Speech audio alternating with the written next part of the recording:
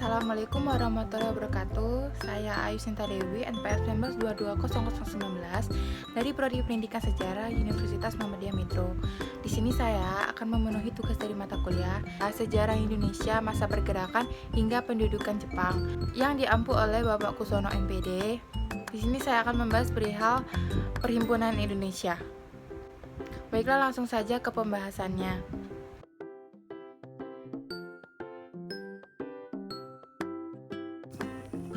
Perhimpunan Indonesia berdiri pada tahun 1908 oleh orang-orang Indonesia yang berada di negeri Belanda.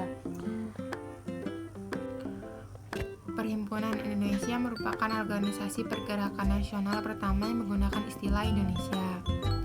Bahkan Perhimpunan Indonesia menjadi pelopor kemerdekaan bangsa Indonesia di kancah internasional.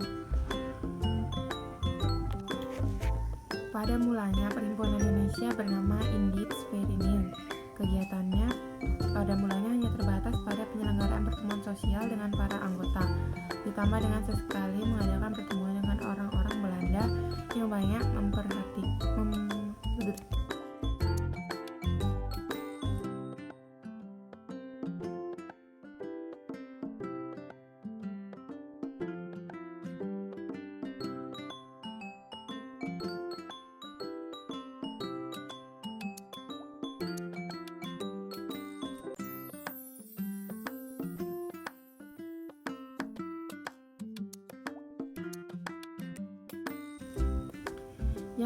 memperhatikan masalah Indonesia. Antara lain Mr. Abenedanon, Mr. Van Deventer, dan Dr. Snack Hugroy. Organisasi ini bertujuan untuk memajukan kepentingan-kepentingan bersama dari orang-orang yang berasal dari Indonesia. Maksudnya orang-orang pribumi dan non-pribumi, bukan Eropa.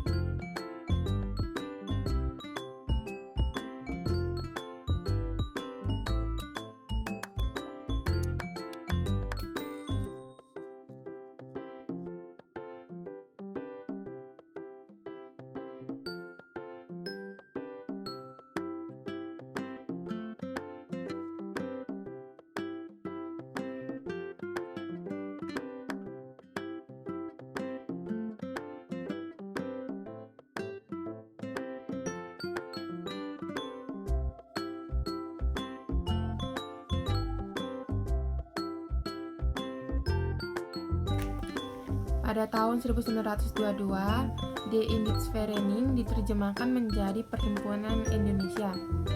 Dan dari awal 1973 mempunyai pengurus baru dengan ketuanya Riwa Kusuma Sumantri, sekretarisnya Itanala, bendaharanya Muhammad Hatta, komisarisnya Sastro Muljono, dan arsipnya Monkosumo. Kemudian di samping nama dalam bahasa Belanda dipakai juga nama Perhimpunan Indonesia dan lama-lama hanya nama Perhimpunan Indonesia saja yang dipakai. Dengan demikian semakin tegas bergerak memasuki bidang politik. Perubahan ini juga didorong oleh bangkitnya seluruh bangsa-bangsa terjajah Asia dan Afrika untuk menuntut kemerdekaan. Semenjak tahun 1923, Perhimpunan Indonesia aktif berjuang dalam mempelopori dari jauh perjuangan kemerdekaan untuk seluruh rakyat Indonesia. Dengan berjiwa persatuan dan kesatuan, bangsa Indonesia yang murni dan kompak. Berdasarkan perubahan ini, Perhimpunan Indonesia keluar dari Indonesian Verbond van Storenden, suatu perkumpulan yang bertujuan menggabungkan organisasi-organisasi mahasiswa Indonesia, Belanda, dan peranakan Cina yang berorientasi ke Indonesia dalam suatu kerja sama pada tahun 1923 karena dianggap tidak perlu lagi.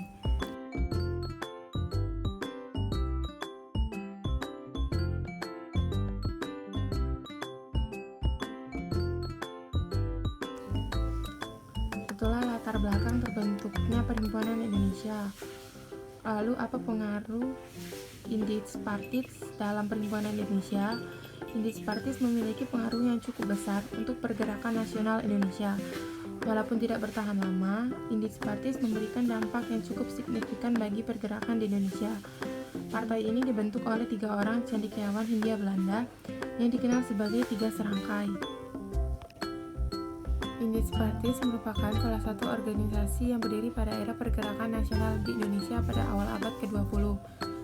Sejarah perjuangan perhimpunan pergaulan politik ini cukup keras digagas oleh 3 serangkai. 3 serangkai terdiri dari Ernest Dawes Dekker, Suwardi Sojadiningrat atau K. J. Dewantara, dan Cipto Mangunkusumo. Mereka mendirikan Indies Partis di Bandung, Jawa Barat pada tanggal 25 Desember 1912.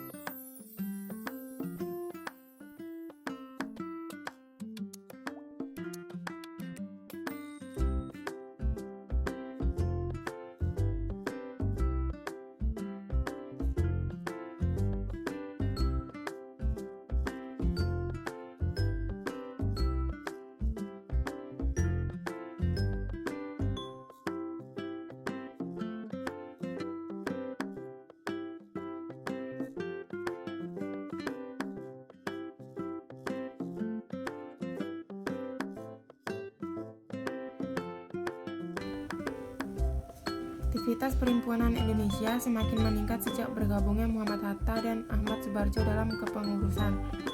Mereka menegaskan bahwa tujuan Perhimpunan Indonesia yaitu Indonesia Merdeka yang dicapai melalui aksi bersama. Mereka juga mendapat dukungan internasional sehingga Perhimpunan Indonesia aktif dalam kegiatan-kegiatan organisasi internasional menentang penjajah. Organisasi internasional seperti Liga Demokrasi Internasional, Liga Penentang Imperialisme dan Penindasan Kolonial. Bahkan Perhimpunan Indonesia memiliki pengaruh cukup besar di Indonesia. Banyak organisasi-organisasi pergerakan nasional berdiri terinspirasi dari Perhimpunan Indonesia. Organisasi tersebut yakni Perhimpunan Pelajar-Pelajar Indonesia atau PPPI, Partai Nasional Indonesia atau PNI, dan Jung Indonesia atau Pemuda Indonesia. Walaupun perjuangan yang dilakukan bersifat internasional, dampaknya juga dapat dirasakan dalam lingkup nasional. Lalu bagaimana pola perjuangan Perhimpunan Indonesia di negeri Belanda? Sepanjang kurun menuju 1940, mereka bersekutu dengan kelompok-kelompok perlawanan Belanda di sekitar media Vins Nederland. Di Nederland yang membantu mencetak koran-koran tersebut secara ilegal karena mereka bertekad menempatkan perjuangan melawan fasisme sebagai agenda utama. Lalu pada akhir 1930-an hingga 1940-an, Perhimpunan Indonesia aktif dalam kegiatan politik kaum melawan anti-Nazi, mengerahkan, merekrut, dan mengorganisasikan sesama mahasiswa, menyebarkan pamflet, serta melindungi dan menyembunyikan orang-orang yang menjadi sasaran Nazi, kaum Yahudi, dan lain-lain.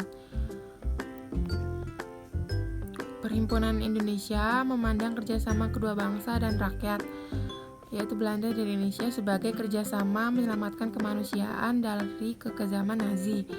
Dengan demikian, Perhimpunan Indonesia menunjuk bahwa tujuan Indonesia Merdeka hanya dapat dicapai dengan memerangi fasisme. Namun seruan Perhimpunan Indonesia mengenai kerjasama itu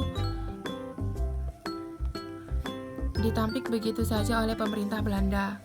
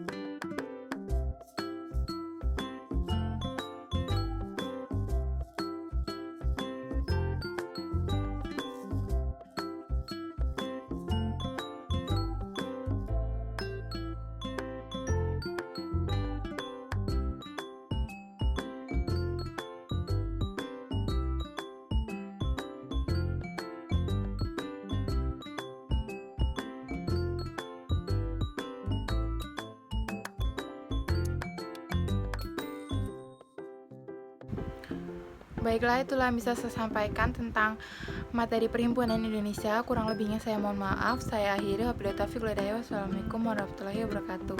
Semoga bermanfaat.